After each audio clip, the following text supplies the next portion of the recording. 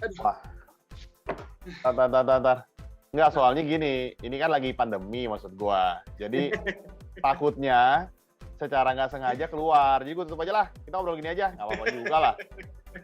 Gimana sih lu? Kan itu hati tuh sensitif sekarang. Lebih sensitif daripada kentut sekarang. Benar juga, Iya gue setuju kakak. Iya dah. Kalau zaman dulu orang kentut baru diliatin, orang bersin dilewatin. Kalau Kan sekarang kebalikannya. orang bersih berarti anjir lagi nggak pakai masker gitu kan? Iya. Tapi lu mesti tahu, gue tuh bersin juga bukannya sengaja. Nggak mungkin, pasti lu sengaja kayak ini bersin. Yakin gua. Gue nggak sengaja, karena kelihatannya bersin gue ini karena alergi. I see. Gitu. Hari ini ngomongin Alergi topik, muka lu. ada ya alergi orang lain tuh ada ya? Gue baru tahu ya. Ada alergi lihat orang lain tuh jadi haci ada ya? Ya, tapi ya ngomongin soal alergi gitu ya. Iya. Ada beberapa orang yang alergi sama cuaca dingin, sama yang alergi sama debu. Gua nggak tahu apakah itu secara medis ada atau memang itu placebo aja gitu. Karena gua kalau beres-beres rumah juga haci. Setelah gue pikir-pikir atau karena gue males ya, jadi bawaannya kalau beres rumah haci terus gue, jadi akhirnya kan udah istirahat gitu. Nah, tapi itu berlaku sampai sekarang. Maksud gue hanya Bud, itu namanya bukan placebo, Bud. Itu pembenaran, Bud. Kalau gue capek kerja, gue bersin-bersin, udah gue usah kerja gue. bahkan sebelum mulai kerjanya udah bersin gue. Kayaknya itu benar-benar ini ya, by design kayaknya. Nah, gimana ya, Cita? Boleh share sedikit? Oke, jadi sebelumnya gue coba jadi lihat komen dari pendengar kita di YouTube. Kalau misalnya dia itu katanya tiap pagi suka pusing katanya, bangun pagi-pagi bersin. Nah, gak ada ide sama sekali dia kenapa, jujur. Karena kalau misalnya kita lakukan pemeriksaan, ya kita kan mesti memeriksa dulu ya. Kita mesti tahu gejalanya lengkapnya apa, terjadinya kapan, terus kita periksa kan seperti itu. Tapi kebanyakan kasus kalau misalnya dia bangun-bangun dengan bersin biasanya karena pilek alergi, Bro. Makanya itu yang akan kita bahas kali ini. Pilek alergi itu bikin orang jadi pusing-pusing juga. Bisa. Jadi intinya gini, lu tahu kan gejala pilek? Hidung tersumbat. Tahu dong. Tahu. Iya, tahu dong. Waktu sekolah kan lu sering bolos dengan alasan pilek kan, gitu lu tahu lah pasti. Iya, enggak, gua suka bolos sekolah untuk alasan alergi biasanya, pusing, alergi gitu. Tapi itu pilek juga masuk harus sih. Nah, pilek tuh biasanya satu paket sama kadang-kadang tuh demam, tapi demamnya nggak terlalu tinggi. Jadi kita sebut namanya subpeptis. Kalau anak sumeng-sumeng gitu. Nah, terus dilengkapin lagi biasanya dengan keluhan matanya rasanya berair. Ini untuk pilek yang alergi ya. Nah, jadi penyebab apa? Biasanya pada saat bangun itu kita kembali lagi kepada diri si pasien itu sendiri. Nah, alergi itu beda-beda buat tiap orang. Gak semua orang punya alergi dan gak semua yang ada alerginya sama. Gitu. Jadi contohnya, misalnya nih, ada orang yang alergi dingin. Makanya tiap kali dia kena udara dingin seperti AC atau pagi-pagi pas bangun tidur, di saat udaranya lembab, dingin, dia akan kecenderungan untuk pilek. Ada lagi orang yang alerginya terhadap bulu binatangnya. Ada. Misalnya tahu ya, kalau misal kucing atau anjing misalnya terlalu dekat aja dia akan bersin-bersin. Nah, itu juga mungkin alasan kenapa gue bersin ngeliat lu. Yang ini gue gak expect sebetulnya masuknya. Ini smooth sekali masuknya ini. Nah, bedanya pilek biasa dengan pilek alergi itu apa? Itu pasti jadi pertanyaannya. Ya, betul. Nah, kalau pilek biasa itu biasanya disebabkan karena virus atau kuman bakteri. Nah, dalam arti berarti akan ada fasenya nih, dia nggak akan bisa langsung sembuh. Dia tunggu dulu tubuhnya bisa melawan virusnya, tubuhnya bisa melawan kumannya, sehingga pemulihannya biasanya bisa antara 2, 3, mungkin bisa sampai 5 hari, tergantung kondisi fisiknya. Nah, di saat itu keluhannya bisa demam, pilek, batuk, sakit tenggorokan, hidung apet, hidung tersumbat, nah itu macam-macam. Keluhannya mengarah ke sana. Kalau alergi, ya itu kan karena ada suatu sebabnya yang kita sebut dengan alergen. Dingin itu alergen, bulu kucing alergen, lu alergen gitu. Nah, kalau misalnya alergennya itu kita hilangkan, kita hentikan paparannya terhadap si pasien, maka otomatis biasanya alerginya akan hilang. I see. Oke, gue stop dulu sebentar. Tapi apakah alergi itu nggak bisa hilang ya? Maksud gue gini, apakah alergi itu tidak bisa dilawan? Misalnya ya, ada orang yang alergi sesuatu, terus dia sengaja nih membiasakan diri dengan itu semakin rutin. Apakah alergi itu bisa hilang atau secara medis memang alergi itu tidak bisa hilang? Maksud gue gitu. Kemungkinan bisa sih, kemungkinan bisa karena alergi itu kan sebenarnya respon tubuh kita. Jadi seiring bertambah dengan waktu, apalagi misalnya dengan anak kecil, kita tumbuh jadi dewasa, kita jadi orang tua, alergi itu ada kecenderungan bisa hilang atau berubah. I see. Misalnya contohnya gue aja nih, gue waktu kecil tuh termasuk salah satu yang alergi seafood, Bud. Jadi setiap kali gue makan seafood, bentar. Tuh nggak hilang. Memang kan lu dari dulu kan emang alergi seafood kan? Memang makanya nyokap lu udah bilang, jangan makan jorok-jorok. Tiap hari nyari seafood. Bekicot keong jadi alergi. Maksudnya lu mesti ngerti. Ketika nyokap lu bilang, jangan main jorok-jorok. Jangan main jorok-jorok. Makan tuh ikan, bukan seafood gitu loh. Paham lah. Terus gimana alergi seafood yang tadi? Susah sih ngomong orang Sunda. Nggak bisa bedain F sama P. Terus. Ya habis gimana buat seafood gampang ditangkap, lambat soalnya. Ikan susah. Terus ya, gimana? Nah, gue tuh dulu alergi seafood, terutama kepiting. Kalau tiap kali makan kepiting, gue tuh nggak pilek ya, tapi bentol-bentol seluruh badan. Nah, begitu gue ke dewasa, gue nggak tahu titik baliknya kapan, tapi gue makan kepiting itu udah mulai nggak ada reaksi alergi dan sampai akhirnya nggak ada masalah. I see. Dengan sendirinya tuh ya, dan lu nggak tahu ya? Dengan sendirinya tiba-tiba nggak tahu. Waktu itu mungkin gue belum pintar, jadi gue belum nyatet. Gitu. Nah, kalau sekarang kan udah gitu, beda. Terus gue juga termasuk salah satu punya alergi dingin, pilek alergi. Tapi gue karena dingin biasanya. Nah, itu juga tiap pagi gue juga bangun, biasanya hidungnya meleleh karena gue tidurnya di AC kan. Nah, bangun tidur hidungnya meler. Mata rasanya berair kayak orang habis kena debu, tahu ya, matanya jadi berair banget, gatel rasa matanya gitu, hidungnya mampet tersumbat. Nanti kalau misalnya udah menjelang siang sekitar jam 10 jam 11 tuh keluhannya akan hilang sendirinya gitu, begitu udara mungkin mulai panas kalian gitu. Dan sekarang ini begitu gue dewasa, reaksi alergi itu udah jarang. Tapi kalau gue lagi ngedrop, kurang tidur atau mungkin habis begadang, misalnya habis jaga malam gitu. Nah, itu kemungkinan gue kena pilek itu lebih gede. Oh, I see. Tapi gue rasa kalau yang itu mungkin emang karena kan lu nggak biasa hidup jadi orang kaya kan. Emang biasa tidurnya di amben, di tikar, di luar, atau suka diusir di teras kan. Sampai sekarang lu suka diusir di teras kan, atau nggak di sofa depan. Makanya lu jangan alergi. Maksud gue, kalau itu gue tau lah, ketika lu bilang makin dewasa hilang, bukan karena alerginya. Tapi karena memang lu suka diusir dari kamar yang ada AC-nya.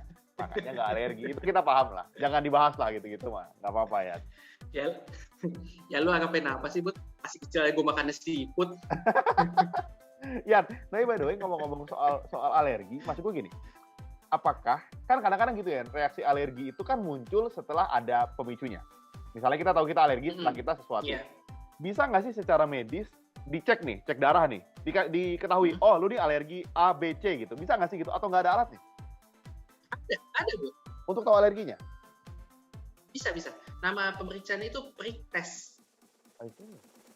Nah, ini agak susah nih buat gue ngucapin ya. Jadi, tolong jangan bikin gue pulang berkali-kali gitu. Prick test. P-R-I-C-K. Prick test. Nah, jadi cara mekanismenya itu, Bud, ini tubuh kita, biasanya di bagian punggung kita kan luas tuh, ya. Jadi nanti akan dibikin kayak semacam kolom-kolom kayak TTS gitu. Jadi ada kotak-kotaknya, tapi nggak digambar ya badan lu ya, cuman kayak semacam ada tempelannya aja. Nah, nanti di tiap kotak-kotak kecil itu kita gariskan dengan menggunakan benda yang agak tajam, tapi ya nggak kita tusuk, cuma kita goreng aja. Nah, itu dengan menggunakan zat-zat tertentu yang diketahui memicu alergi. Misalnya putih telur, mungkin protein dari ikan, misalnya protein dari seafood. Nah, itu kita akan goreskan sedikit-sedikit di kulitnya. Sambil kita labelin, kita catat. Nah, nanti akan dilihat reaksinya yang positif, berarti dia itu adalah alerginya itu. I see, baru tahu gua. Ada ya? Ada. Gitu. Jadi tapi memang misalnya jarang dilakukan sih, karena kan ya seperti yang gue bilang, kalau misalnya di punggung kita terus kasih ada berapa banyak sih alergi yang bisa kita deteksi, jadi nggak mungkin 100% penyebabnya bisa kita ketahui, tapi setidaknya penyebab umum bisa kita tahu, kita hindarin biar alerginya nggak kambuh. I see. Gue jadi kepikiran, gue yakin pendengar kita ada yang mikir ini juga. Ada nggak sih alergi yang mematikan gitu? Maksud gue alergi ini berbahaya dan harus sangat dihindari gitu. Belum pernah ketemu nggak kasus gitu? Ada banget loh. Okay. Mungkin lu juga sering tahu nih kasus-kasusnya. Pernah dengar nggak namanya istilahnya adalah alergi anafilaktik? Wah, nggak pernah. Apa tuh? Nggak pernah.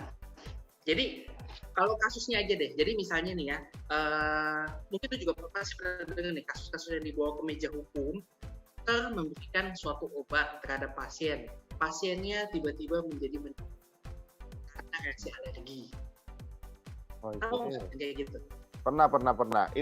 Itu kan berarti kayak malpraktek dokter-dokter jahat kayak lu ini kan, yang ngasih obat sengaja untuk bikin dia kenapa-napa kan? Maksudnya itu penyakit dulu ternyata. Gue baru tahu nih, lu jujur juga akhirnya. Sekarang lu tahu kan kenapa gue alergi banget sama lu. Tunggu bentar. Jadi ini adalah orang itu alergi sama obat sehingga menyebabkan dia meninggal dikasih obat itu, gitu ya? Iya. Jadi gini Bud, reaksi alergi itu macam-macam. Ya, ada yang ringan itu ya dari yang pilek, dari yang mungkin bentol-bentol, sampai reaksi yang sedang itu sampai mukanya. Lu pernah lihat nggak orang yang mukanya sampai berubah, jadi bengkak-bengkak matanya?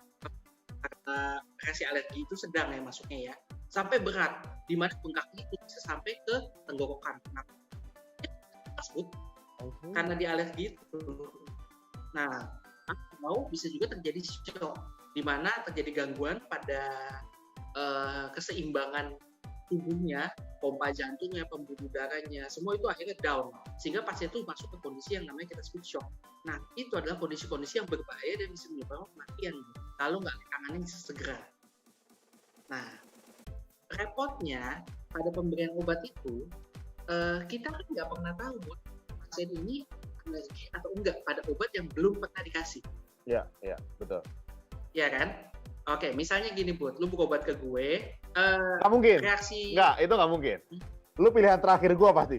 Kalau nggak ada dokter di dunia ini, gitu terakhir. Jadi itu nggak mungkin. Analoginya nggak bisa dipakai. Karena itu pasti nggak mungkin. Ditanya siapa lah berobat sama lu, jangan gue. Karena gue nggak mungkin, Mas.